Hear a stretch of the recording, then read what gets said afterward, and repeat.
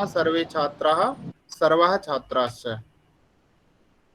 जैसा कि आप सभी लोग जानते हैं कि यहाँ रचनानुवाद कौमुदी के अंतर्गत आज हम अभ्यास संख्या 49 एकोनपञ्चाशत् इति अभ्यासस्य अभ्यासः करणीयः।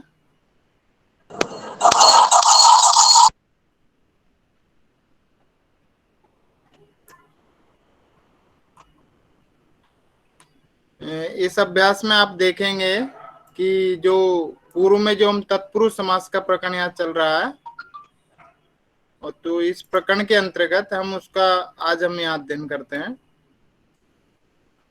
जैसा कि यहाँ पर जो क्योंकि एक चीज आप ध्यान रखिएगा, यहाँ पर जातिवाचक शब्दों का यहाँ पर वो विषय रहेगा, क्योंकि यहाँ पर जो इनका जो मुख्य विषय है, जो इस अभ्यास में जो प्रतिपादित विषय है वो शक धातु होगी, बहुब्रीहि समास और जाति वर्ग। ठीक है। इसमें कुछ शब्द यहाँ दिए गए हैं पूर्व में, जिसे नापित शब्द है, नापित, तक्षकः, क्षुरः, ये जितने भी जो शब्द हैं ये नकार आकारांत शब्द है। और नापित यानी होता है जो कटिंग करने वाला आज के टाइम में। ठीक है। और तक्षक बढ़ई को कहते हैं। क्षुरः, क्षुरः मीन्स होते हैं उस तरह। यहाँ पे क्योंकि यहाँ विसर्ग का वो है, तो यहाँ पर विसर्ग नहीं दिखाई देगा आपको, कि पीडीएफ में थोड़ी सी समस्या है। शोचिकः, शोचिकः का मतलब होता है दर्जी, जिसको इंग्लिश में कहते हैं टेलर। ठीक है। संस्कृत में शोचिकः कहते हैं रंगरेज, जो वस्त्रों को रंगने वाले को कहते हैं रजक। व्याध है जो होता है जो हंटर, जिसके द्वारा शिकारी के अर्थ में इसका प्रयोग किया जाता है। प्रतिहार, प्रतिहार किसे कहते हैं? द्वारपाल। कहार, कहार का मतलब कहारी यहाँ बताया गया। वधकः अर्थात जो कसाई होता है, मारने वाला, उसे हम वधक कहते हैं। वामनः, वामन कहते हैं जो डार्क मैन। ठीक है। जो बोना आदमी होता है उसको हम कहते हैं बोना। तो वामन है, वामनावतार आपने नाम सुना होगा भगवान विष्णु का। ऐसे वंचक है, वंचक है शब्द से का अभिप्राय होता है कि जो ठग होते हैं। आज के टाइम में क्या कहते हैं उनको, पता है आपको? फ्रॉड करने वाले जो लोग होते हैं उनको हम वंचक कहते हैं, संस्कृत में ठग। तुंदिला है, तुंदिला का मतलब होता है पेटू, जो मोटा ताजा अच्छा जो व्यक्ति होता है उसको हम कहते हैं पेटू। इंद्रजालिका है, इंद्रजालिका का मतलब यहाँ बताया गया मदारी।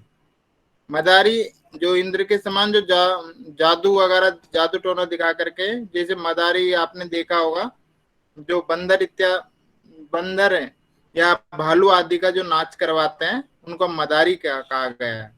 सुधा जीवीन शब्द है यहाँ पर, सुधा जीवीन शब्द है। जैसे मंत्रीन शब्द चले हैं वैसे ही यहाँ पर इनका सुधा जीवीन शब्द के रूप में आपका चले हैं। सुधा, सुधा खंड का सुधा का मतलब होता है चौक वैसे, या चूना जिसे हम कहते हैं देसी भाषा में।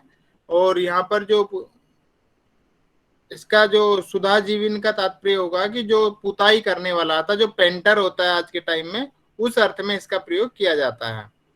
द्वारम, द्वार को कहते हैं सौधम, सौधम यानी होता है महल। प्रासाद के अर्थ में भी महल होता है, भवन के अर्थ में महल का प्रयोग किया जाता है। सुधा, सुधा के कई अर्थ हैं। सुधा यानी सफेद भी होता है और अमृत भी होता है। सूचिका, सूचिका कहते हैं सुई। खटवा, खाट को कहते हैं। आसंदिका, कुर्सी को कहते हैं। चेयर, पीताम्बर। अब ये देखिए यहाँ पर समास का आ गया है, कृष्ण है।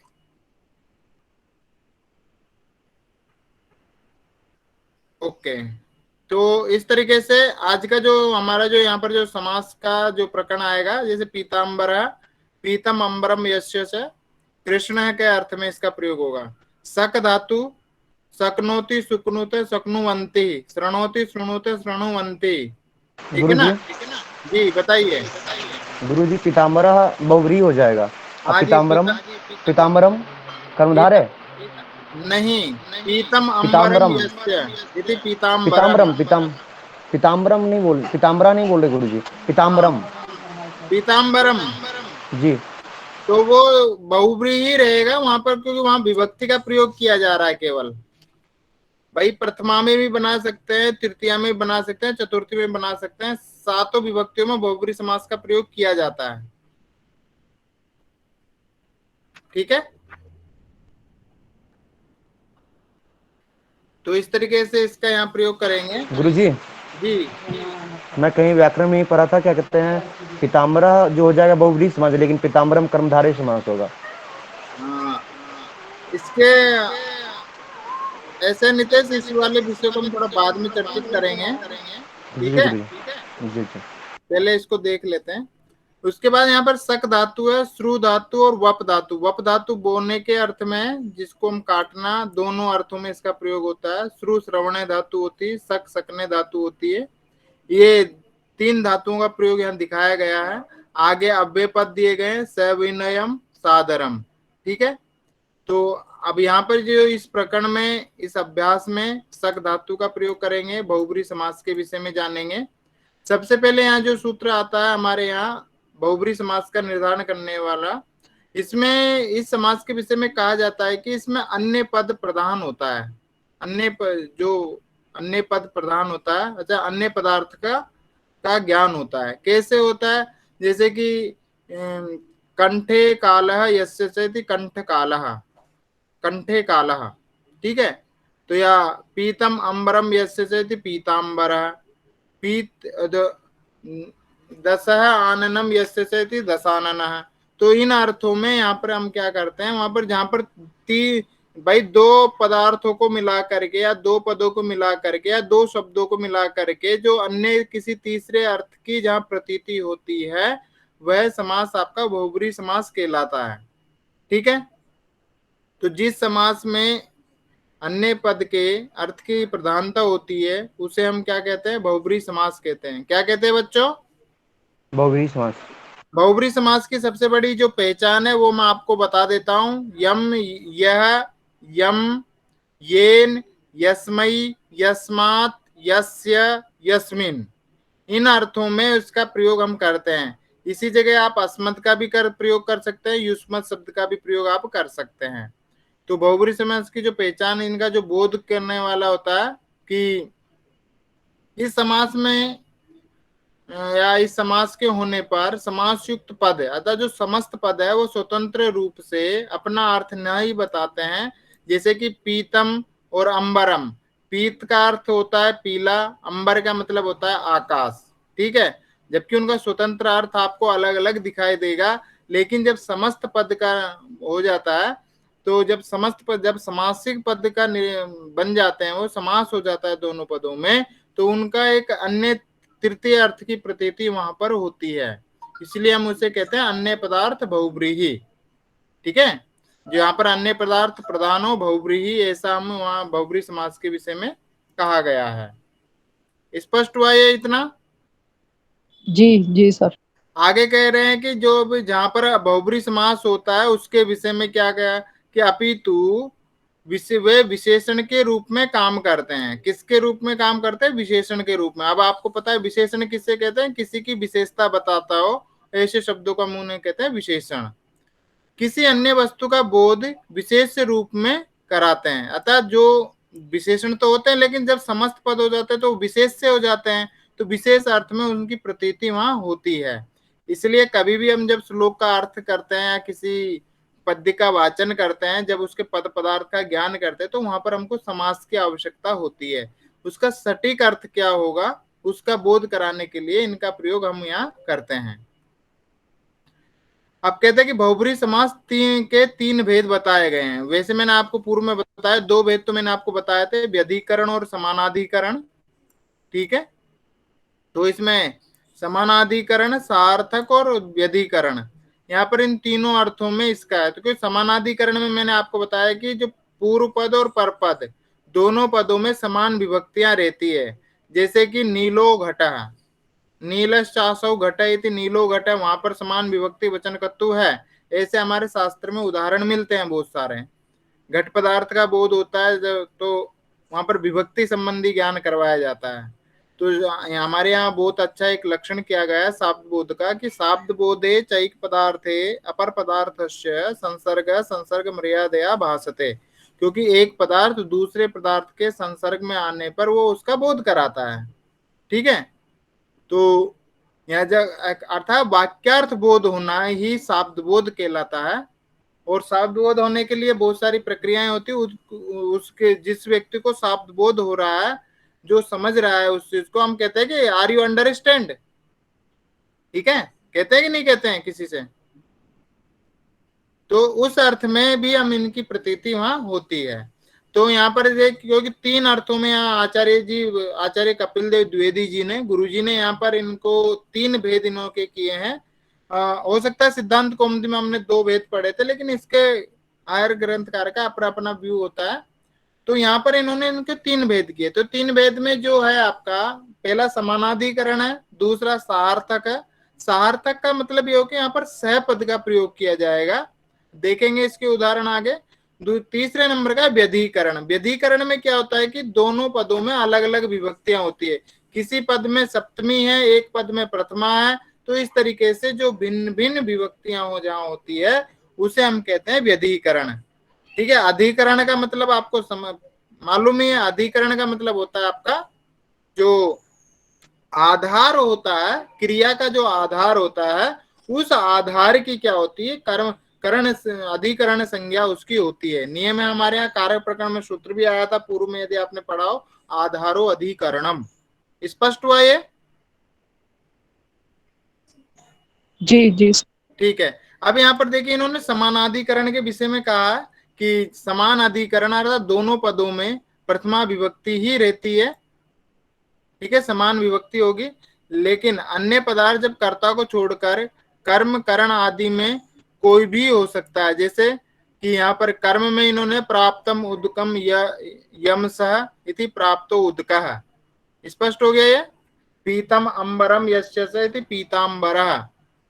ऐसे करण अर्थ में हतः शत्रव येन स इति हत शत्रु, अतः जिनके द्वारा शत्रुओं को मारा जाता है। अतः किसके? की राजा के द्वारा माना जाता है। राजा का तृतीय अर्थ की प्रतीति यहाँ हो रही है। प्राप्तम उदकम यम सह। ठीक है, इसे कहते हैं प्राप्त उदक, जिसने उदक को प्राप्त कर लिया है। ऐसे यहाँ पर जैसे कि अन्य जो है, इसी प्रकार उत्तीर्ण परीक्षका, क्या होगा इसका विग्रह बताइए? उत्तीर्णा परीक्षा या उत्तीर्णाम परीक्षाम यम सह इति उत्तीर्ण परीक्षा।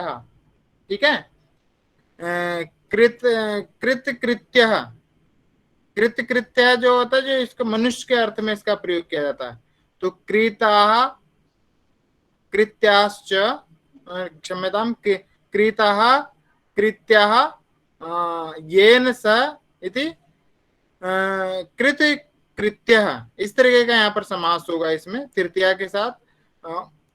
तीसरा जो यहाँ पर देखिए संप्रदान अर्थ में भी होता है। कैसे होता है कि देखिए यहाँ पर जो ये जो पदार्थ है, ध्यान रखिएगा, मैं आपको अंडरलाइन करके बता देता हूं कि किससे हमको इन अर्थों की प्रतीति होती है। तो देखिए यहाँ पर देखिए जो यम दिया है, जो ये यम इस बात का द्योतित करता है कि कर्म में है।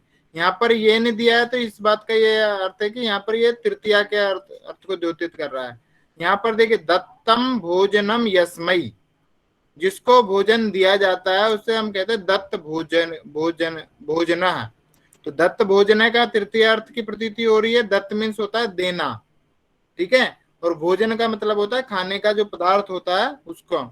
तो यहाँ पर जो दत्त भोजन की जो प्रतीति हो रही है, अर्थात जो तृतीय अर्थ के जो ज्ञान हो रहा है, वो भिक्षुक के अर्थ को यहाँ द्योतित करता है। स्पष्ट हुआ ये? इसी प्रकार अपादान अर्थ में भी पतितम पर्णम यस्मात्। आपको पता है कि ध्रुवम अपाय अपादानम एक कारक सूत्र है। उससे कहते हैं कि जब कोई वस्तु गिरती है तो वृक्षात पत्राणि पतंती, वृक्षात पत्राणि पतती वा, तो पतितम पर्णम यस्मात्, जिससे पत्ता गिराया जाता है। ठीक है ना, उसे हम कहते हैं पतित पर्ण है। अतः वृक्ष के अर्थ में इसका प्रयोग किया गया है। वृक्ष अर्थ में इसका प्रयोग हम यहाँ करते हैं। फिर आता है संबंध के अर्थ में, जैसे कि पीतम अंबरम यस्य स इति पीतांबर, पीला वस्त्र है जिसका, ठीक है। अंबर का मतलब यहाँ वस्त्र के अर्थ में भी है। तो यहाँ पर कहते हैं भगवान कृष्ण, किसके अर्थ में? भगवान कृष्ण। तो यहाँ पर भी इसी प्रकार से होगा। दशा, यहाँ पर जो करेंगे दशानन है, क्या होगा दशानन का बताइए? दस अनानी यस्य सह, हम्म, 10 अनानी यस्य सह, 10 आननानि यस्य सः। हाँ 10 आननानि यस्य स, क्योंकि ये 10 शब्द तो ऑटोमेटिक है, क्योंकि यहाँ समान विभक्ति है, क्योंकि 10 तो बहुवचनांत शब्द है ना, तो इसलिए यहाँ पर आपका क्या हो जाएगा, इस तरीके का प्रयोग हम यहाँ करेंगे। स्पष्ट हुआ? तो चतुर्मुख, यहाँ पर चतुर्मुख प्रयोग आया। चतुर्मुख का मतलब होता है, किसे कहते हैं चतुर्मुख? ब्रह्मा जी को। ब्रह्मा जी को। और चतुरानन किसे कहेंगे? ये भी ब्रह्मा जी के अर्थ में प्रयोग करते हैं। तो इन पदों में इनका प्रयोग हम वहां करते हैं। स्पष्ट हुआ ये? तो क्रम से इनका आप एक टेबल बना सकते हैं। अधिकरण, अधिकरण कारक, जहां पर अधिकरण की व्याख्या होगी समास में, कि जैसे कि वीरा पुरुषा यस्मिन सह, हम कई बार कहते हैं वीरा पुरुषा यस्मिन देशे, तो वहां पर ऐसी प्रतीत है, तो वीर पुरुष है, वीर पुरुष है ग्राम कहते हैं, ऐसा स्थान जहां पर वीर पुरुष रहते हो, तो उसे हम क्या कहते हैं? वीर पुरुष के अर्थात जो ऐसा गांव विशेष में, ग्राम विशेष में, या उसका प्रतीति वहां होती है। आगे कहते हैं कि देखिए सह के अर्थ में भी यहाँ पर बताया था कि सह जब होगा, तो जहां पर कहते पुत्रेण सहित इति सह पुत्रः, पुत्रेण सह आगतः पिता, सह साकम समम सार्धम। सूत्र पढ़ा है आप लोगों ने कार्य प्रकरण में, नितेश? जी जी जी जी गुरु जी, हाँ जी गुरु जी।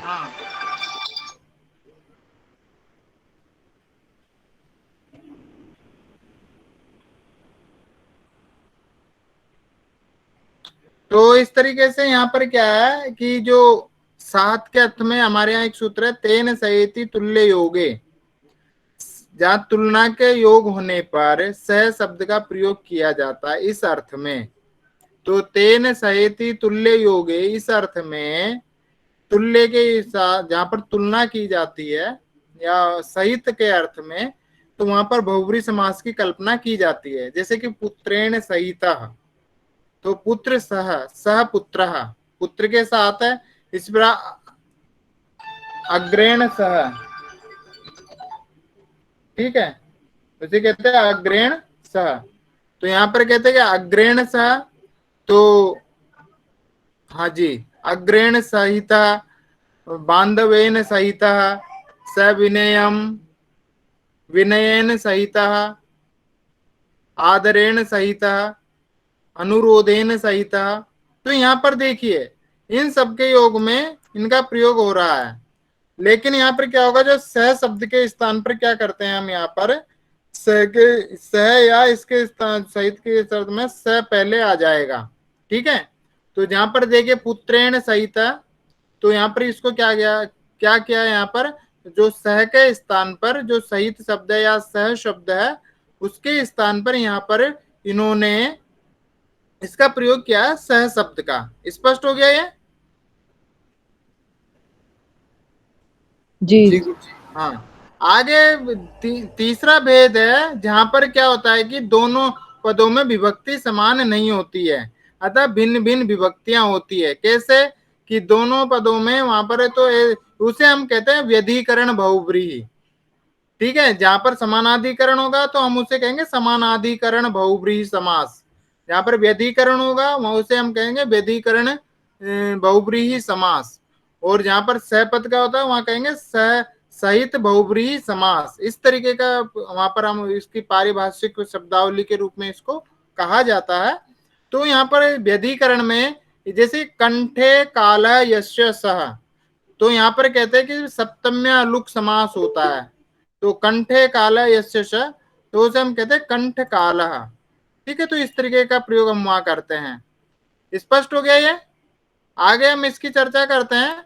जैसे इन्होंने धनुष पाणी, धनुष देखिए, धनु पाणौ यस्य सह, ठीक है, धनुष, आप यहाँ पर धनु, धनु होता है जो धनुष होता है, ठीक है, पाणौ यस्य सह, क्योंकि यह देखिए यहाँ पर एक वचन का प्रयोग है, जबकि पाणौ द्विवचन में प्रयोग हुआ है, तो दोनों विभक्तियां अलग अलग, वचन तो भिन्न ही, ठीक है। तो यहाँ पर क्या है, धनुष पाणी ही, धनुष विशेष अर्थ में इसका हो जाएगा, अतः भगवान शिव, ठीक है। तो इस अर्थ में इनका प्रयोग हम वहां करते हैं, और भी अर्थ हो सकता है इसका, मैं ये नहीं कह रहा। तो इस तरीके से आपका ये जो समास का जो प्रकरण है वो यहाँ पर क्या होता है, समाप्त होता है इसका, बहुब्री समास का। स्पष्ट हो गया ये? किसी को कुछ कहना है इस विषय में?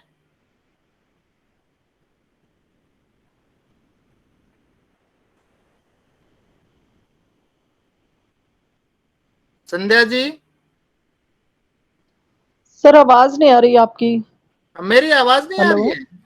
हेलो, ध्वनि आ रही है, सुनते? आ रही है गुरुजी, आ रही है, ठीक आ हाँ, रही है। तो ये जो प्रकरण है आपका, यहाँ पर ये जो जनरली जो समास है उसको आप इससे पता कर सकते हैं कि यहाँ पर बहुब्री समास है, तत्पुरुष समास है, अव्ययीभाव समास है। ये तो इतना तो ज्ञान आपको हो ही जाएगा, ठीक है। अब जी आगे गुरुजी। बढ़ते हैं अभ्यास की ओर, क्योंकि अभ्यास यहाँ पे तो देखिए जो शब्द यहाँ पर आया है उन्हीं का ही प्रयोग यहाँ किया गया है, और यहाँ पर जो इनका जो प्रयोग करते हैं इनका एक ही प्रयोग यहाँ होता है। तो यहाँ देख सकते हैं, नापित क्षुरेण केशान वपति, नापित क्षुरेण केशान वपति। वप धातु किस में है? काटने के अर्थ में। देखिए दो अर्थ में ध्यान रखिएगा, ये जब बीजान वपति करेंगे, कृष्ण कहा क्षेत्रे बीजान वपति, तो उस अर्थ में आपको बोने के अर्थ की प्रतीति होगी, अतः फसल के लिए बीज बोना। और उसके लिए नापित क्षुरेण केशान वपति, इस अर्थ में जो वप धातु का जो प्रयोग किया गया है वह वप धातु यहाँ पर कटने के अर्थ में है, ठीक है। नापित अतः बालों को काटता है, ठीक है। तक्षकः खट्वाम आसंदिका च आसंदिकाम च रचयति, यहाँ पर आसंदिकाम होगा इसलिए रचयति, क्योंकि तक्षक जो बढ़ई होता है, ठीक, कारपेंटर जिसे हम कहते हैं आज की भाषा में, वो क्या करता है कि खाट और आसंदिका बनाता था, कुर्सियों का निर्माण करता है। शौचिका सूचिकया वस्त्राणि सिव्यति, दर्जी सुई से वस्त्रों को सिलता है। रजिका वस्त्राणि रजयति, जो धोबी होता है, जो रंगदार होता है, वो उन वस्त्रों को रंगता है। धनुष पाणी ही व्याध मृगान हनति, अब देखिए जो धनुष पाणी जो शिकारी होगा वो व्याध मृगान हरंती, क्योंकि अब यहाँ देखिए जो व्याध है का ये विशेषण बना है, ध्यान रखिएगा, धनुष पाणी जो है व्याध शब्द का यहाँ विशेषण है। तो शिकारी है वो मृगों को मारता है, तो धनुष पाणी का अर्थ क्या करेंगे, इसका आप अन्य अर्थ की प्रतीति आपको वहां करने की। धनुष है पाणो यस्य स इति धनुष पाणी ही, तो यहाँ पर बहुब्री समास की कल्पना की गई है। प्रतिहार सौधस्य द्वारम रक्षति, प्रतिहारः सौधस्य द्वारम रक्षति, तो प्रतिहार जो होता है वो जो है महल की क्या करता है, सुरक्षा करता है। वधकः पशून हनति, जो वधक होता है कसाई वो पशुओं को मारता है।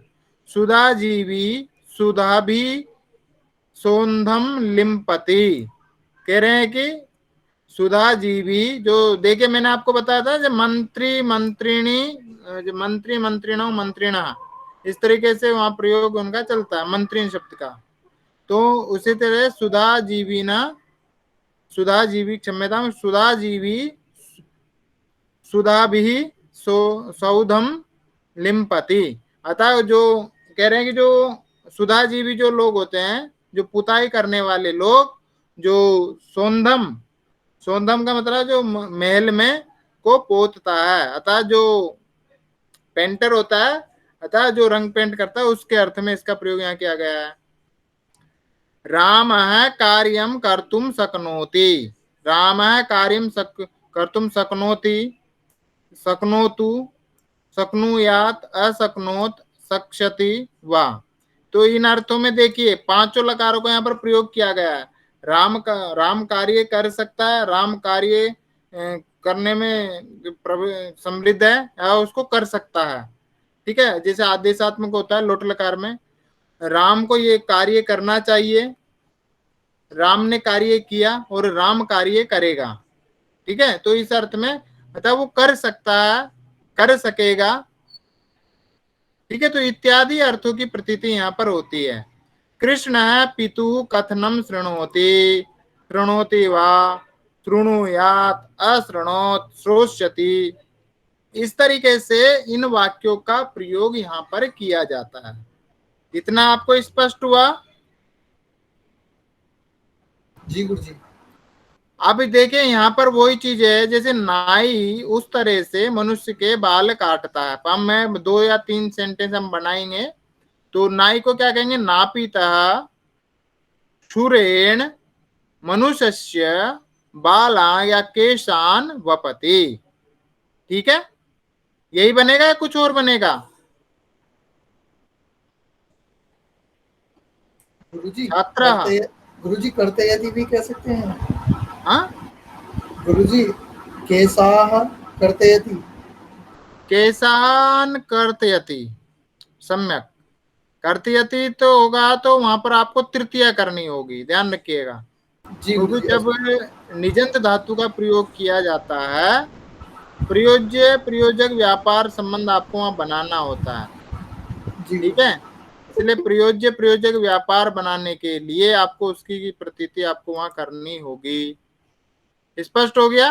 तो ये बाकी के जो सेंटेंस है आप लोग अपने से तैयार करेंगे। अग्रिम जो अभ्यास आपका होगा 50वें नंबर का, वहां पर हम पढ़ेंगे कल की जो क्लास, क्षम्यताम, जब आपके अगले वीक में जब क्लासें होंगी, ठीक है, तो उसमें हम उसकी चर्चा करेंगे। यहाँ पर आपका जो है अभ्यास नंबर 50, ठीक है, तो यहाँ पर आपको देखना होगा कि किस तरीके से द्वंद्व समास की प्रतीतियां होती है। उसके बाद द्वंद्व समास के बाद फिर तद्धित का प्रकरण आपका चलेगा, ध्यान रखिएगा।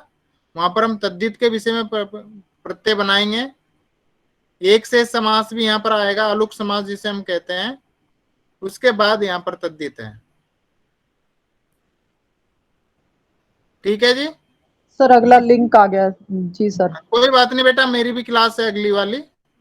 ठीक है, तो ये तो केवल अग्रिम सूचना के लिए होता है। यदि किसी को कुछ पूछना है तो पूछ सकते हैं, नहीं तो गंतुम शक्यते। ये व्याकरणा छात्रा आसन ते शीघ्रम सत्वरम कक्षायाम आगंतुम शक्नुवन्ति। जी ठीक गुरुजी। है, नमस्ते सर। ये छात्रा अनिवार्य रूपेण समागता तत्र। अस्तु गुरुजी, इदानीं गच्छामः। हाँ हाँ, सत्वरमेव आगच्छेयु। प्रणमामि गुरुजी। धन्यवाद।